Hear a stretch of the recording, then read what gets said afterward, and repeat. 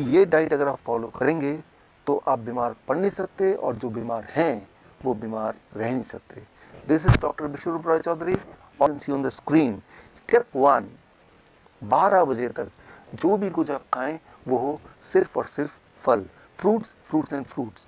कोई भी 3-4 तरह के फल, वो मीठा हो, खट्टा हो, कैसा ही फल, वो केला हो सकता है, आम हो सकता है, चीकू हो सकता है, अमरूद हो सकता है, जो भी फल आपको पसंद हो, 3 से 4 तरह का फल जो अवेलेबल हो लें, और वो एज ए ब्रेकफास्ट खाएं। कितनी quantity, it depends on your body weight. Let's say my body weight is 70 kg, into 10, 700 grams or more of 4 kind of fruits, 3 to 4 kinds of fruits of your choice।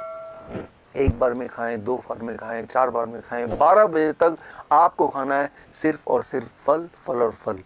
जितना ज़्यादा खाएंगे उतना अच्छा रहेगा भाई। No रोटी, no चपाती, no चाय, no bread, no biscuit, सिर्फ और सिर्फ फल, फल और फल, भरपूर खाना है। अब लंच, जब भी आप लंच में बैठें 2 प्लेट लेके बैठें, प्लेट 1 एंड प्लेट 2। प्लेट 1 में 4 तरह के ऐसे वेजिटेबल जो आप कच्चा खा सकते हैं, खा सकें, जैसे टमाटर, मूली, गाजर, ककड़ी, सो ये इस तरह के, या खीरा, इस तरह के सब्जियां आप लें 4 जो कच्चा खा सकें। और जो कच्चा नहीं खा पा रहे हैं क्योंकि उनके दांत कमज़ोर हैं तो वो थोड़ा स्टीम कर सकते हैं। कच्चा ज़्यादा फायदेमंद है, लेकिन अगर नहीं खा पा रहे हैं किसी वजह से तो थोड़ा स्टीम कर सकते हैं। 3 से 4 तरह की ऐसी सब्जी जो कच्चा खा सकें या स्टीम करके खा सकें वो लें। और कितना खाना है, it depends on your body weight. That is my body weight is 70 kg into 5, that is 350 grams और मोर, या फिर उससे ज़्यादा, 3 to 4 kind of vegetable। This becomes your plate 1। पहले आपको प्लेट 1 इतना खाना है, और इतना खाने के बाद अब प्लेट 2। प्लेट 2 में आपके घर का बना हुआ रोटी, सब्जी, दाल, चावल, vegetarian food with less oil and less salt. कितना खाना, जितने में आपका पेट भर जाए।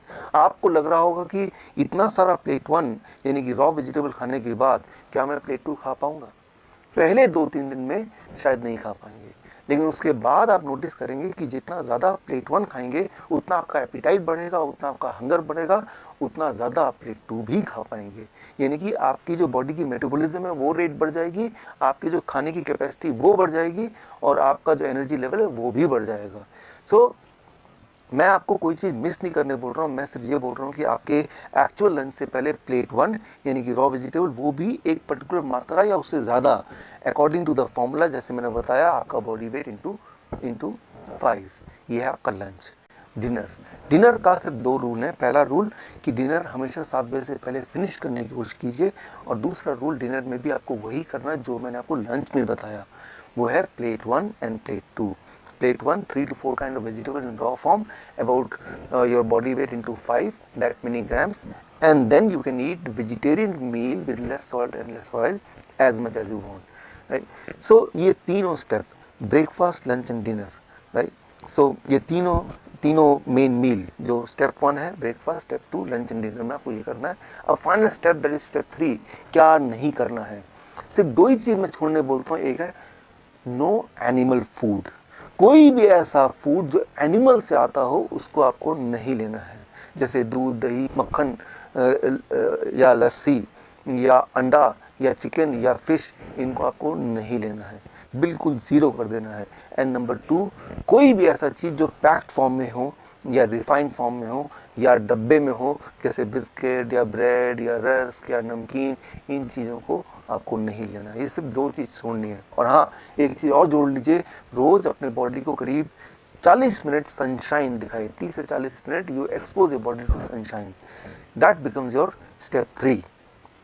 If you follow these 3 steps, अगर आप ये 3 स्टेप्स आप फॉलो करते हैं, so within the first 3 days your blood sugar will start coming to normal, यानी कि you will be force to stop the medication, you will be force to taper the insulin. अगर आपने insulin कम नहीं किया या ख़त्म नहीं किया, so you may land up in a hypoglycemic state, and that itself is very dangerous. Within the first 7 days your blood pressure will start reducing, आपका blood pressure कम होने लगेगा 7 दिन के अंदर, यानी कि आपको ब्लड प्रेशर की दवाइयाँ छोड़ना पड़ेगा, आपकी मजबूरी हो जाएगी छोड़ना। विदिन 1 month आपका एंजाइना यानी कि चेस्ट में जो पेन है वो ख़त्म होने लगेगा, ऑलमोस्ट ख़त्म हो जाएगा 1 महीने के अंदर। आप जब चढ़ेंगे 3 मंजिला भी तो आप हाफेंगे नहीं। पहले 3 बार रुकना पड़ता था, तो आपको 1 बार भी रुकना नहीं पड़ेगा। और हाँ, वो जो हार्ट साउंड था, एबनॉर्मल हार्ट साउंड, वो घिसटने वाली साउंड, वो भी अब नहीं आएगी। वो भी अगर आप स्टेथोस्कोप से सुनेंगे वो भी नहीं होगा, वो गायब हो जाएगा। सो that will happen within the first 1 month. Your angina will go, your heart disease will go, that abnormal heart sound will also vanish, right? So that you can expect within 1 month. Within 2 months your thyroid will become normal, यानी कि thyroid की दवा आपको छोड़ना पड़ेगा या उसको taper down करना पड़ेगा। और अगर आपने ऐसा नहीं किया तो हाइपोथायराइड का हाइपरथायराइड भी हो सकता है, जो कि अगेन एक बहुत बड़ी प्रॉब्लम है। And with in the first 3 months आपका बॉडी वेट नॉर्मल रेट में आ जाएगा, यानी कि normal BMI in a healthy weight category में आ जाएगा। And this all will happen with in the first 3 months of following this diet in these 3 steps. कई बार मेरे पास patient आते हैं, वो बोलते हैं डॉक्टर साहब मैंने आपकी रिकमेंडेशन को फॉलो किया और 3 महीने के अंदर मेरा ब्लड शुगर, मेरा ब्लड प्रेशर, मेरी हार्ट डिजीज, बॉडी वेट हर एक में फ़ायदा हो गया, अब मुझे इस डाइट पे कब तक रहना है।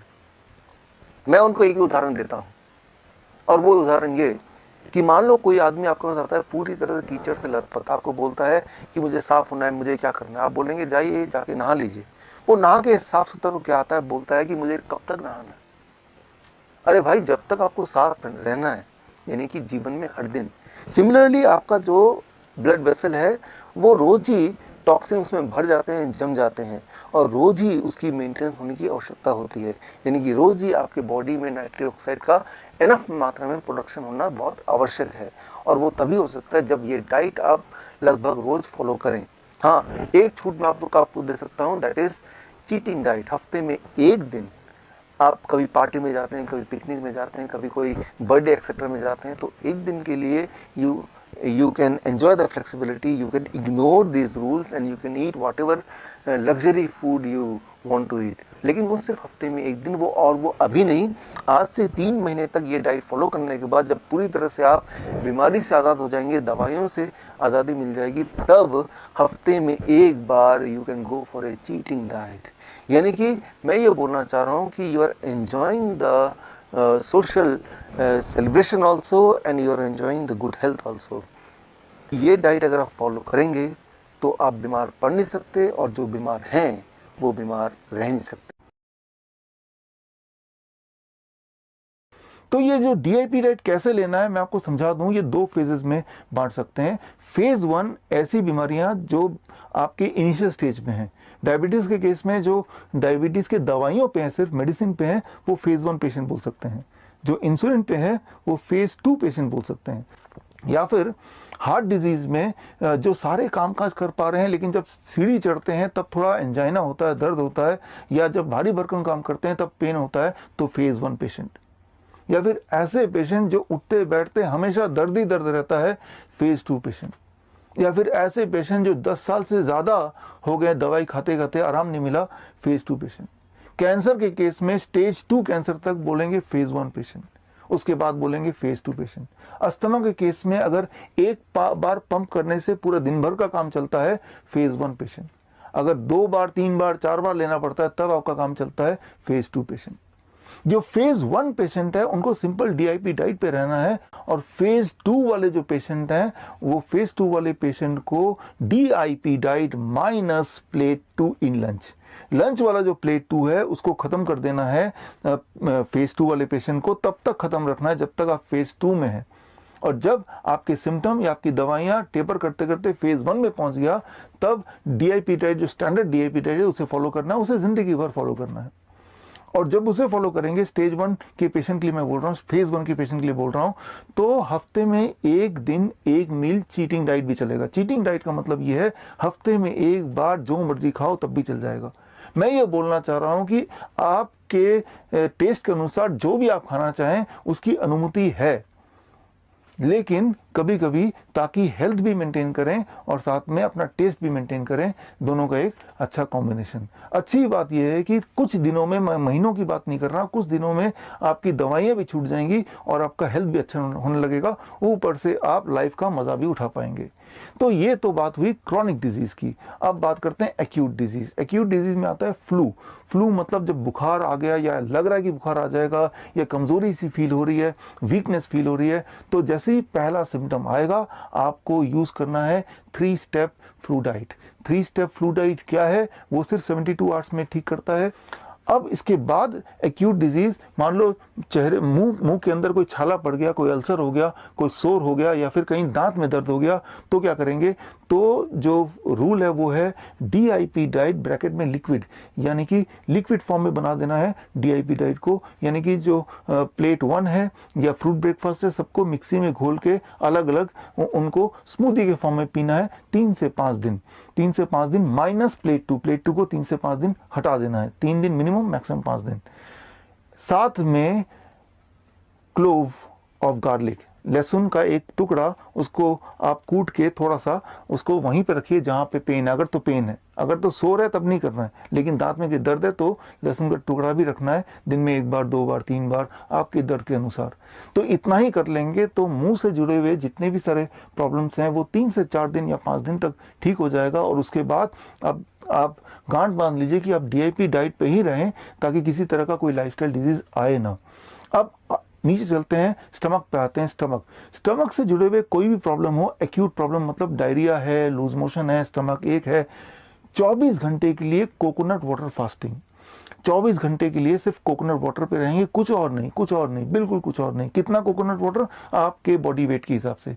मान लीजिए आप 70 kg आपका वेट है, 7 ग्लास कोकोनट वाटर पूरे दिन भर में, कुछ और नहीं खाना, कुछ और नहीं पीना है। मैंने देखा है 24 घंटे लगते हैं पेट से जुड़े हुए सारे प्रॉब्लम को रिजॉल्व होने में। अब चलते हैं लंग्स पे। अगर सूखी खांसी है या अस्थमेटिक अटैक है, ऐसे केस में आपको क्या करना है, DIP डाइट के साथ टर्मरिक, ये टर्मरिक लेना है, हल्दी लेना है, हल्दी का एक टुकड़ा कितना बड़ा होना चाहिए, टुकड़ा आपके नेल के बराबर, थंब के नेल के बराबर होना चाहिए। और ब्रेकफास्ट से पहले एक टुकड़ा चबा चबा के खाएंगे, लंच से पहले एक टुकड़ा चबा चबा के खाएंगे, और डिनर से भी पहले एक टुकड़ा चबा चबा के खाएंगे। मतलब DIP डाइट के साथ आपको इसको खाना है। कब तक खाना है ये, जितने दिनों तक आपका चेस्ट कंजेशन रहेगा, जितने दिनों तक ड्राई कफ रहेगा, जितने दिनों तक आपका रेस्पिरेटरी अटैक रहेगा, तब तक करना है। वो 3 दिन भी हो सकता है, वो 1 महीना भी हो सकता है। 3 दिन से लेके 1 महीने के बीच में उसको करना है। तो ये है रेस्पिरेटरी प्रॉब्लम का सोल्यूशन। अब आते हैं किसी भी तरह के पेन। अगर आपके घुटने में पेन है, रीढ़ की हड्डी में पेन है, या सिर में हेडेक है, तो उसके लिए aloe vera, number 1, aloe vera gel, not from the bottle, plant. Aloe vera का पौधा घर पे परमानेंट रख लीजिए। एलोवेरा का पौधा में से एलोवेरा स्क्वीज करके निकालिए, और जहां भी दर्द है 5 मिनट उसको मलिए। और सिर के अलावा बाकी कहीं भी अगर दर्द हो, मलने के बाद हॉट फर्मेंटेशन मतलब हॉट वाटर बैग लीजिए और उसको रखिए उस जगह पे जहाँ पे दर्द है, और उसको जब तक रखिए जब तक आप वो ठंडा नहीं हो जाता, थोड़ा भी अबाउट 30 सेकेंड, फिर उसको दोबारा गर्म कीजिए और दोबारा उसको रखिए। ऐसा 15 मिनट का एक प्रोसेस कीजिए, आपको आराम मिलेगा। अगर माइग्रेन है, हेडेक है, तो एलोवेरा लगाना है 5 मिनट, कोई मालिश कर दे तो अच्छा है। और उसके बाद आपको क्या करना है, एक बाल्टी में गर्म से गर्म पानी भरना है, उतना गर्म जितना आप सह पाएं, और अपने पैरों को उसके अंदर डाल देना है, घुटने तक पानी हो, और ऐसा 20 मिनट बैठना है। 20 मिनट के लिए जब बैठेंगे तो बीच में 5-7 मिनट बाद पानी ठंडा होने लगेगा, तो एक मग से पानी निकालेंगे और दूसरे मग से बहुत गर्म पानी उसमें ऐड करते जाएंगे, ताकि गर्म जो है वो लगभग बना रहे 20 मिनट तक। तो ऐसे में आप देखेंगे कि जो हेडेक है या माइग्रेन है वो धीरे धीरे रिजॉल्व हो रहा है। साथ ही में अगर कोई ब्लड प्रेशर का पेशेंट है जिसका ब्लड प्रेशर अचानक बढ़ गया, तो वो भी सेम प्रोसेस करेंगे, तो ब्लड प्रेशर आपका करीब 20 सिस्टोलिक इतना घट जाएगा विद इन 20 मिनट्स, और इतना घट जाएगा तो वो नॉर्मल ब्लड प्रेशर रेंज में आ जाएगा mostly, and that is a quick and safe relief. अब आपने सीख लिया कि मेजर एक्यूट इलनेस में क्या करना है और मेजर क्रॉनिक इलनेस में क्या करना है।